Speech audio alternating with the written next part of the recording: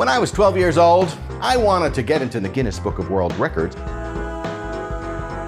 So I figured the only thing I could really do, since I wasn't going to eat a car or swallow lead pipe, was to lock myself in a room and teach myself fast talking. And I did that with the Hamlet soliloquy.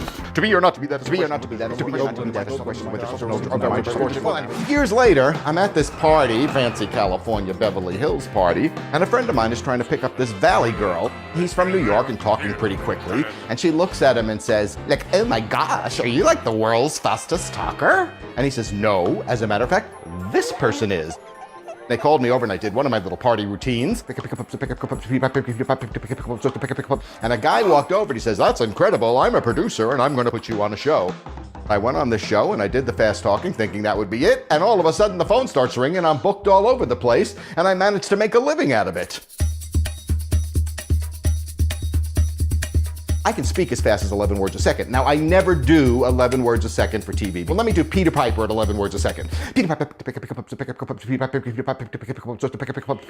and you kind of hear me going pub, but that's really all you're kind of getting. But when you do TV, there's visual reinforcement. People see you and do whatever. So I do about 7 to 8 words a second. That would sound something like Peter Piper, Now on radio, I have to do it even a little slower because you have no visual reinforcement, you're not seeing me. So then I do about 5 to 6 words a second. So it sounds something like Peter Piper picked a peck of pickle peppers, a peck of pickle peppers did Peter Piper pick it. Peter Piper picked a peck of pickle peppers, roast a peck of pickle peppers, Peter Piper picked.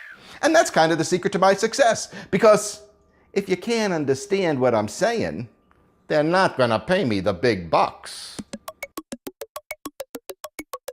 Now, the very first commercial I did was the Federal Express commercial.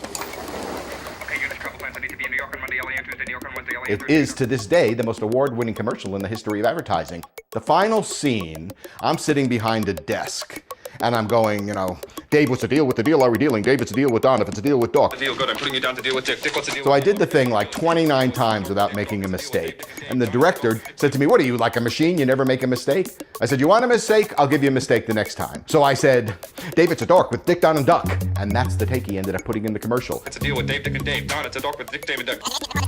Don, it's a dork with Dick, Dave, and Duck. The first time I saw it, I called him and said, John, it's our little secret.